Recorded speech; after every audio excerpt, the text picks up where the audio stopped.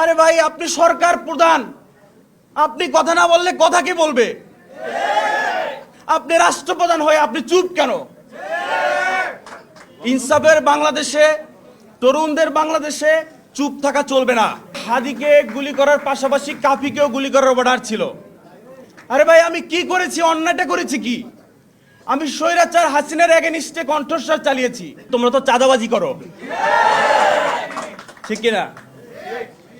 আমরা রাজনীতিতে এমন ভাবে এসেছি যে গণ অভ্যুত্থানের পর 5-6 বছরের ছোট বাচ্চাও ট্রাফিক আইন পালন করেছে, ঠিক কিনা? তো ওই জায়গা থেকে এখন আমাদের কাছে মনে হচ্ছে যে আমাদের তো আসলে রাজনীতিতে আসার কথা ছিল না। আমরা ফেসিবাদ স্বৈরাচারী সরকারকে পতন ঘটিয়েছি, আমাদের লেখাপড়ার কথা করার কথা, চাকরি করার কথা। কিন্তু এখন এসে আমরা দেখলাম যে ভাই, আপনারা গণভোটে হ্যাঁ ভোট চাইলেন, আমরা হ্যাঁ ভোট দিলাম, কিন্তু পরে আপনারা মানলেন না। এটা তো ডিরেক্ট আমাদের সাথে, জনগণের সাথে আপনারা প্রতারণা করলেন। এই প্রতারণা তো আপনারা করতে পারেন না আমাদের সাথে। তো ওই জায়গা থেকে মনে হয় যে আসলে গণ অভ্যুত্থান ঘটানোই শেষ আমাদের কাজ না, ইনসাফের পক্ষে লড়ে যাওয়াই আমাদের কাজ। নাহিদ ভাই এখানে নাই, আমার স্পষ্ট মনে পড়ছে যে ভাতের হোটেলে বসে সবাই প্যান্ট পরা, নাহিদ ভাই লুঙ্গি পরা কেন? তেলের ভোগান্তিতে ক্লান্ত? এখনই কিনুন রাইডো, এক চার্জে চলুন 100 কিলোমিটার পর্যন্ত। বলেন, মনে নাই আপনাদের? নাহিদ ভাই লুঙ্গি পরা ছিল, উপরে পেপারের দিয়ে পড়তে ছিল, মানে স্কিপ বানাইয়া পড়ানো হয়েছিল যে আন্দোলন আমরা মেনে নিছি। কিন্তু ওই দুর্বল স্কিপ্টই ছাত্র জনতা বুঝতে পারছে। আমি যদি ভুল না করে থাকি, আসিফ ভাই পা দিয়ে ঠকঠক করেছে স্টুডেন্ট দা হেল্প। আমি যদি ভুল না করে থাকি, সার্জিস ভাইয়ের আঙ্গুল এরকম ছিল। সে সময় কিন্তু সবাই বলেছিল যে সার্জিস কিন্তু এটা বুঝাচ্ছে যে বন্দুকের সামনে রেখে আমাদেরকে পড়ানো হচ্ছে। কিন্তু এখন এই সার্জিস ভাই, আসিফ ভাই, নাহিদ ভাই গলা ফাটাইয়াও যদি বলে যে আপনারা কিন্তু জনগণের সাথে প্রতারণা করছেন, ওই সময় হাতের ইশারাই অনেক শক্তিশালী ছিল, কিন্তু এখন গলা ফাটাই বললেও তারা বিশ্বাস করতেছে না। সুতরাং আজকে যদি আমরা বলি যে আমরা হাদি হত্যার বিচার চাই, তাহলে এক দলের গা জ্বলে পড়ে উঠে। কেন ভাই?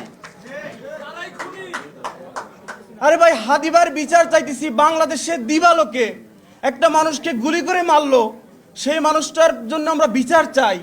এটাতে জ্বলে পড়া কেন হবে? কোন কারণে হবে? তার মানে আপনারা দিবালোকে মানুষকে গুলি করে মারুক, এটার পক্ষে আপনারা? সো কথায় ভুল ত্রুটি হতে পারে। আমি একদমই ছোট, নতুন, আপনাদের সাথে এই সংগ্রাম আমি চালিয়ে যাব এবং আমার জায়গা থেকে আমি হাদি হত্যার বিচার চাই।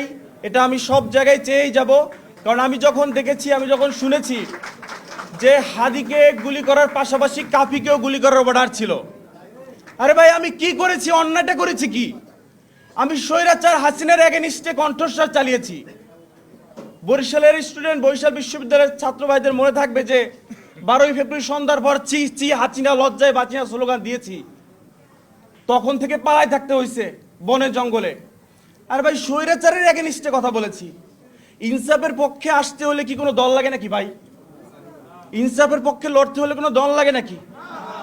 আমার কাছে মনে হয়, আমি যে এনসিপিতে যুক্ত হলাম, আমার কাছে মনে হচ্ছে না যে আমি কোনো পার্টি যুক্ত হলাম, কারণ আমি তো আগে থেকেই এনসিপি। মানুষ সত্যের পক্ষে কথা বলবে, তার অধিকার ফিরে পাবে, ইনসাফের পক্ষে লড়ে যাবে, হাদি হত্যার বিচার চাবে, এটা তো এনসিপি রিলেটেড। সো বেশি কথা বলবো না। আবার আমাদের উপর থেকেই মানে হচ্ছে কথা না বলার একটা অভ্যাস। আরে ভাই, আপনি সরকার প্রধান, আপনি কথা না বললে কথা কে বলবে? আপনার কাজই তো কথা বলা। গণ অভ্যুত্থানের পর 5 বছরের একটা ছেলে, সে যদি ট্রাফিক আইন পালন করতে পারে, আপনি রাষ্ট্রপ্রধান হয়ে আপনি চুপ কেন? ইনসাফের বাংলাদেশে, তরুণদের বাংলাদেশে চুপ থাকা চলবে না। ইনকিলাব, ইনকিলাব, ইনকিলাব, ইনকিলাব, জিন্দাবাদ, জিন্দাবাদ।